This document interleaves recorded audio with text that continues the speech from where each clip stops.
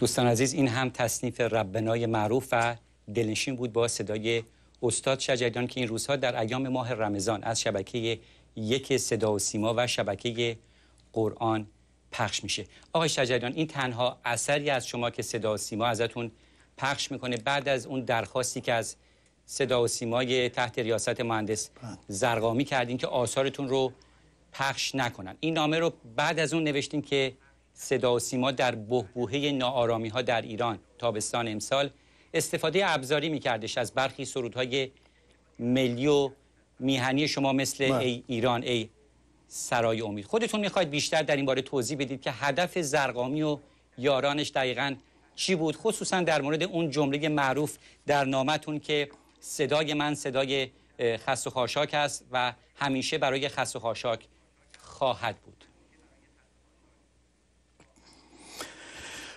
ببینید، موجودیت رادیو تلویزیون اینه که زبان مردمش باشه و برای مردمش باشه و برای همه مردمش باشه، نه مثل صدا و سیما که فقط در یک جبهه در یک اصطلاح دیدگاه داره کار میکنه و برای عده خاصی داره کار میکنه و برنامه‌هایی که من دارم میبینم این برنامه مورد تایید همه نیست و از جمله من اصلا تحمل دیدن برنامه‌های رادیو تلویزیونی جمهوری اسلامی ندارم حقیقتش و دوست ندارم که از این رسانه صدام پخش بشه، برای اینکه خیلی جنایی عمل میکنه و از دیدگاه یک جناح فقط برنامه‌اشو ارائه میکنه، در حالی که این بودجه‌اش رو از مملکت داره میگیره و باید برای همه مردم باشه، نه فقط از یک جناح صحبت بکنه و به دیگران توجه نداشته باشه. این بود که من هم گفتم که صدای من اجازه ندارین پخش کنیم و صدا من این صدا و سیما تحریم میکنم، تنها اون چی رو که اجازه میدم همون ربناست که میتونین پخش بکنین و الان دارم پخش میکنم. در طول این 30 سال یک قدم اینا برای موسیقی بر نداشتن، فقط استفاده ابزاری از موسیقی کردن، یک سالن نساختن. در همه جای دنیا کلیساشون هم میسازن، سالن کنسرتشون هم میسازن، سالن سینماشون هم میسازن، سالن تئاتر میسازن، ولی در اینجا خبری نیست. یک سالن ما نداریم که واقعا اعتبار داشته باشه، آدم بتونه بره اونجا کنسرت برای مردم بده. اون سالن وزارت کشور هم که سالن اجتماعات، سالن کنسرت نیست، صداش به درد نمیخوره. اونجا هر کار میکنی یه صدای خوب نمیتونی اینجا ایجاد بکنی. و اینی که رادیو و تلویزیون هم به این شکله که فقط استفاده سیاسی و ابزاری داره میکنه از این رسانه فراگی که در هر خونه، در هر اتومبیل، در هر کارگاه و در همه جا هست و من دوست ندارم که از چنین رسانه‌ای صدام پخش بشه و از خواستم ازشون که پخش نکنین، برای گوش نمیکردن به حرفای من. اینی که مجبور شدم شکایت کنم و از راه قانون وارد بشم که حق ندارن که صدای من پخش بکنن و هیچ وقت هم اجازه نمیدم به این صدا و سیما که تا موقعی که برنامه‌اش درست نکنه، رفتارش رو مردم درست نکنه، من اجازه نمیدم صدام پخش کنه. بله، به شکایت اشاره کردید. وکیل شما آقای محمد حسین آقاسی هستند در تهران.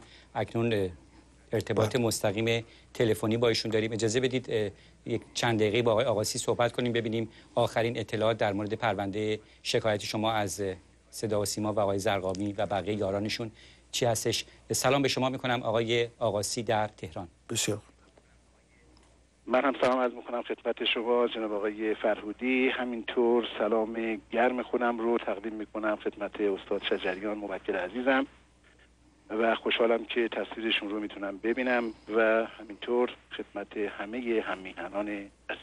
خب آقای آقاسی بفرمایید تازه ترین اطلاعات در مورد این شکایت چی هستش؟ لطفا مفید و مختصر بفرمایید، چون سوالات زیادی از استاد باید من مطرح کنم. حتما.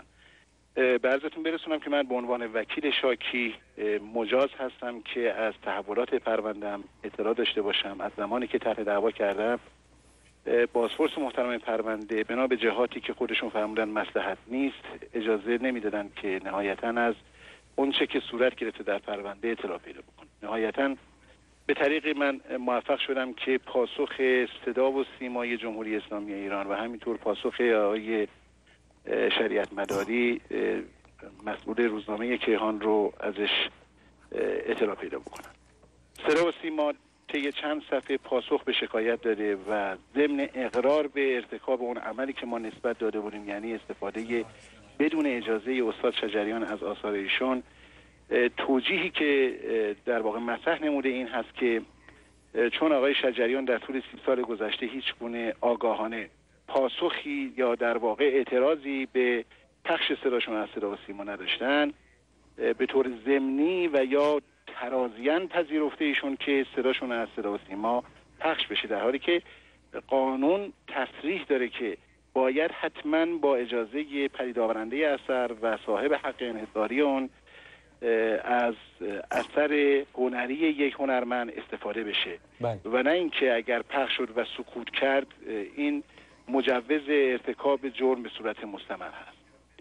و بنابراین با پذیرش و اقرار به ارتکاب عملی که ما به عنوان جرم در قانون پیش بینی شده و نسبت داریم به صدا و سیما، اون چه که بیان کرده به عنوان دفاع توجیه ناموجهی هست که اگر واقعا مراجع قضایی و اون جایی که ما بهش مراجعه کردیم و بعداً پرونده اجرا میشه صحیحاً و بدون هیچ گونه فشاری رسیدگی بکنه، قطعاً محکومیت برای صدا و سیما خواهد بود. و اما پرونده‌ای که ما علیه روزنامه کیهان عنوان کردیم، خود جناب آقای شریعت مداری آمدن و توضیحی که دادن، باز هم در اینجا پذیرفتن که چنین مطالبی عنوان شده و توجیهشون این هست که چون آقای شجریان در کنسرت هایی که در شهرهای مختلف اروپا و آمریکا داشتن مطالبی رو عنوان کردن که بر علیه نظام بوده و با ذکر این مطلب که اخیراً هم از آشوبگران، منظورشون معترضین به نتایج انتخابات هست، حمایت کردن، بنابراین این میتونه دلیلی باشه برای عنوان نادرستی که به استاد شجریان داده شده، یعنی وطن فروشی. یعنی باز هم در صورت جلسه‌ای که ایشون پر کردن این نسبت ناروا و زننده رو به استاد شجریان دادن. بله. بنابراین ما منتظر هستیم تا دادسرا در واقع بازپرس پرونده قرار لازم قانونی رو در این پرونده صادر بکنه و ثابت بکنه که هیچ گونه فشاری از بیرون قوه قضاییه نمیتونه دستگاه قضایی رو از اون رویه قانونیش دور بکنه، به خصوص که الان دادستان جدید آمده و ادعا میکنه که انشاءالله به صورت قانونی عمل خواهد کرد. بله، بسیار ممنون، سپاسگزاریم از شما آقای آقاسی برای اینکه آخرین اطلاعات در مورد شکایت آقای شجریان از صدا و سیما و روزنامه کیهان در اختیار بینندگان ما قرار دادید. خواهش می‌کنم.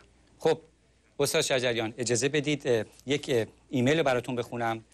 دوستی به نام آفرین که خودش رو یک هنرمند معرفی کرده، در ایمیل خودش خطاب به شما چنین نوشته، میگوید از شما آموختم هنر یعنی داشتن خانه‌ای در دل مردم. هنر یعنی دست نبردن به میان سفره ظالم و ملیجک حرم او نشدن.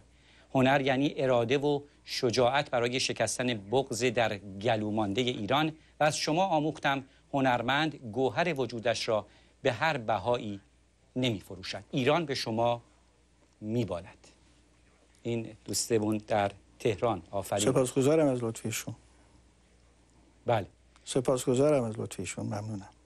خب اجازه بدید یک درخواست دیگه رو باتون مطرح بکنم. دوستی به نام ایران پرست در ایمیل خودش میگوید که ملت ایران در داخل و خارج امشب بیشتر دوست دارن استاد در مورد وقایع سیاسی اخیر صحبت کنند تا مسائل دیگر. مردم میخواهند از زبان استاد بشنوند که در مورد دولت کودتا و آینده میهن چه نظرهایی دارند و از من خواستن آقای فرهودی شما را به خدا حاشیه نروید و این فرصت را از دست ندهید. پاسخ خودتون چیه به این بیننده و کسان دیگری که هم فکر ایشون هستند؟ خب به هر حال اتفاقاتی افتاده که واقعا نمیبایست اتفاقات میافتاد و این انتخابات نمیبایست نتیجهش این به این شکل در میومد و این رفتار با مردم میشد و نمیبایستی جواب مردم رو این گونه میدادن. قبلا هم که عرض کردم و دل هر دردمندی رو به درد میاره که جواب مردمی که میان به خیابونها برای اینکه بپرسن که این رأی من چی شد، این گونه جواب بدن به مردم. حالا دیگه من دیگه بیشتر باز نمی‌کنم، همه رو همه کس میدونن و هر دلی رو به درد میاره و من نمیتونم واژه پیدا بکنم برای این حرکتی که در مقابل خواسته مردم شد. نمیتونم توجیه بکنم که چه حرکت اشتباهی بود که اینا کردن و من گمون نکنم اینا بتونن بعد از این مملکت رو اداره کنن، فقط میتونن کنترل کنن، کار دیگه نمیتونن بکنن. بله. خب استاد شجریان، قبل از اینکه به چند تلفن هم بپردازیم، یک قسمت از گفتگوتون رو میخوام نقل کنم با اعضای هیئت مدیره خانه موسیقی و شورای عالی موسیقی.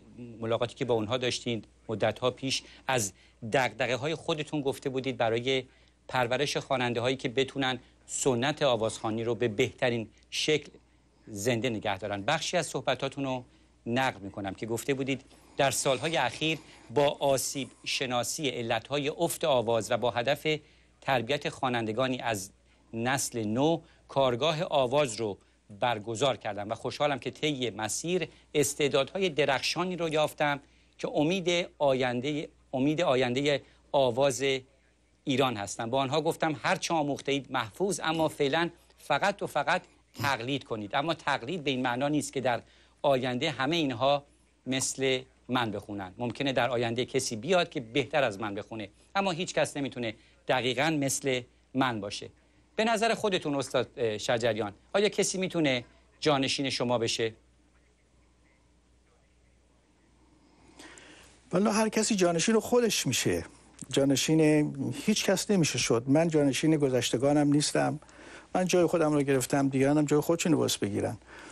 و به هر حال در بین این جوانهایی که اخیراً من باشون دارم کار میکنم استعدادهای بسیار شایانی هست و تعداد 7-8 تا بسیار خوب داریم و حدود 20 تا خواننده خوب من میتونم از تو اینا تحویل بدم که در آینده انشالله اینها اگر زمینه‌ای فراهم باشه که هنرشون رو بتونن ارائه بکنن و عرضه بکنن و مسیرشون رو درست بتونن بپیمایند، اینا همه کسانی هستن که میتونن این پرچم این موسیقی اصیل رو و آواز رو حفظش بکنن. من خیلی به اینها اعتقاد دارم و چند تا هم در بین خانم ها هستن که خیلی خوب دارن کارشون رو دنبال میکنن. به هر حال اونا هم در بین خانم ها میتونن جایگاه خوبی برای خودشون داشته باشن. و اینی که فرمودید که من بهشون گفتم تقلید کنید، من یه توضیح بدم خدمتتون که ما انسان ها باید تقلید کنیم تا یاد بگیریم، تا تقلید نکنیم چیزی رو یاد نمیگیریم. مثلا یک هنرجوی نقاش بایستی بتونه کپی کنه از اون نقاشی استادش و بتونه درست تقلید کنه. وقتی که تونستیم خوب تقلید کنیم، اینقدر آگاه، اینقدر توانایی پیدا کردیم، بعدم میتونیم تقلید نکنیم. وقتی که توانایی استادمون رو پیدا کردیم، توانایی کسانی رو پیدا کردیم که حالا چه در هر هنری، چه در موسیقی، چه در آواز، چه در مجسمه سازی، چه در تئاتر، چه در نقاشی، وقتی که ما توانستیم که خوب کپی کنیم کار استادمون رو، یک توانایی است که ما به دست آوردیم و بعد همونطور هم توانا هستیم که تقلید نکنیم. و اینی که کلمه تقلید رو بعضی ازش پرهیز دارن، من تأکید میکنم که نه، باعث به هنرجو و به شاگرد گفت باز تقلید کنی. همچنان که یک بچه تو خونش از پدر و مادرش تقلید میکنه و زبان رو از پدر و مادرش یاد بگیره و هنر رو مثل یک زبان بایستی تقلید کرد، از گذشتگان یاد گرفت، بعد میرسه به مرحله‌ای که تقلید نکنه. خود من این کار رو کردم، از همه تقلید کردم، اما الان شیوه خودم رو دارم میخونم. بله. به خواننده های زن اشاره کردید. میدونیم که بعد از انقلاب ممنوع الصدا شدن خانم ها، همین الان هم نمیتونن در اماکن عمومی که آقایون حضور داشته باشن برنامه اجرا کنن. فکر میکنین این چه لطمه‌ای میتونه بزنه به آوازخوانی زنان در ایران و در تصویر بزرگترش بر موسیقی ایران زمین؟ خب ببینید، شما بخشی از صدا رو، بخشی از موسیقی رو ما نداریم. صدای زن یه بخشی از صدای موسیقی ماست. صدای سوپرانو، صدای بالا یه بخش از موسیقی ماست. مثل که شما تار داشته باشین اون سیم اولش رو بردارین یا سیم بمش رو بردارین، یک سیمش رو بردارین، خب این نقص پیدا میکنه این ساز. این که صدای زن باعث باشه و صدای مرد هم هست، صدای زن هم باعث باشه و وقتی که صدای زن رو تحریم میکنن این بخش از موسیقی رو یه دفعه از یه بدنه موسیقی رو حذفش کردن و امیدوارم که در آینده به این نتیجه برسن که صدای خانم ها هیچ گونه انحرافی نمیتونه در آقایون ایجاد کنه. چطور شد صدای آقایون در خانم ها انحراف ایجاد نمیکنه اما صدای خانم ها برای آقایون انحراف ایجاد میکنه؟ نیست همچین چیزی. و امیدوارم یه روزی باشه که خانم ها بتونن جای خودشون رو در جامعه پیدا بکنن و به حال یه بخشی نصفی از موسیقی ما بتونه راه خودشو درست بپیماید. بله. اجازه بدید چند تلفن رو هم پاسخ بدیم استاد شجریان. به فنلاند میرویم. خانمی به نام مینو روی خط هستن. درود بر شما خانم، بفرمایید. خانم مینو در فنلاند. الو سلام. بفرمایید خانم. خیلی خوشحالم از این که میتونم بعد سالهای سال دنبال استاد میگشتم، استادی که از بچگی با آواز اون بزرگ شدم. خیلی خوشحالم، نمیتونم باور کنم. ولی من فقط میخواستم یه چیزی بهش بگم که بچه من اینجوری بزرگ کردم ولی بعد از مدتی سالها متاسفانه از هم جدا شدیم. وقتی برگشتم به ایران دیدم یه پسر بزرگ شده، پسری که 11 ساعت بدونی که با هم حرف بزنیم فقط با صدای استاد همدیگر رو تو بغل گرفتیم و ساعتها با هم گریه کردیم. الان راه ارتباط من و استاد، من و پسرم فقط اینه. وقتی با پسرم میخوام حرف بزنم صدای استاد وقتی که بلند میکنم دیگه هر دو تامون با هم یه ارتباط قلبی عجیبی پیدا میکنیم. بله. خوشحالم از این که این استاد بزرگ رو داریم. امیدوارم همیشه سالم باشه. سپاسگزارم. همه دوستش دارم. سپاسگزاریم خانم مینو در فنلاند. اینم یکی از طرفدارانتون بود در فنلاند. سپاسگزارم. سپاسگزارم از لطف ایشون. اینو که خدمتتون عرض میکنم بدون هیچ نوع اغراقی، کمتر برنامه‌ای بوده در صدای آمریکا که این همه ایمیل، این همه فکس و کامنت در فیسبوک در حمایت از مهمان برنامه فرستاده بشه و فقط خواستم اینو به اطلاعتون برسونم. قبل از اینکه تلفن بعدی رو بگیریم، سهیلا از اصفهان میگوید استاد شجریان، اگرچه دلهایمان از به خون نشستن سبز جامگان نازنینمان مملو از غم و اندوه است، اما امید به آینده در پرتو بزرگ مردانی چون شما که شجاعانه و عاشقانه حرمت آزادی را عظیم شمردید سبز میماند. متشکرم از لطفشون، خیلی متشکرم.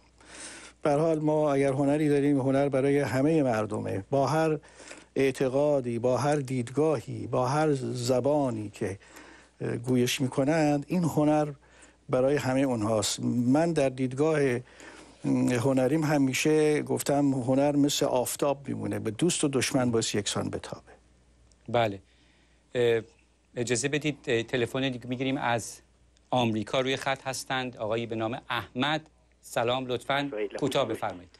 الو جانم، بفرمایید. سلام، خسته نباشین. با سلام به استاد عزیزم میخواستم بگم من در دور انتخابات ایران بودم. به خدا وقتی که استاد این اظهار نظر کردن چنان شوقی تو مردم بود وصف ناگفتنی و چقدر مردم خوشحال بودند از اینکه حس میکردن این استاد عزیز با مردمه، قاطی مردمه و چه تأثیری داشت.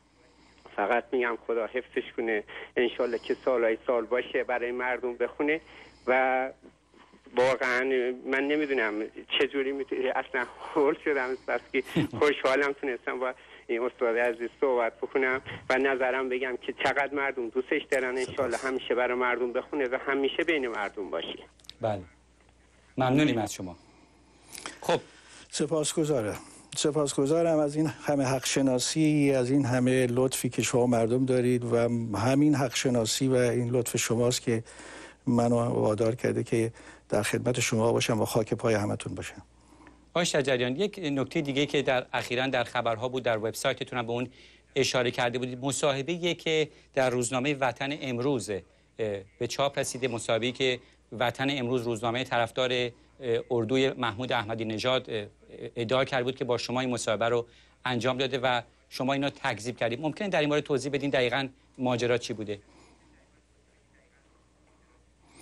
والا من اخیراً این اسمی روزنامه رو شنیدم، در شاید بگم که 4-5 ماه قبل در یک مصاحبه من داشتم برای سازها، یا آقای جوانی اونجا اومد و گفتش که من برای یک خبرگزاری دارم کار میکنم و من میخوام با شما مصاحبه کنم. خیلی خب مصاحبهش کردم که این از طریق یکی از خبرگزاری من بود این مصاحبه رو پخش بکنه.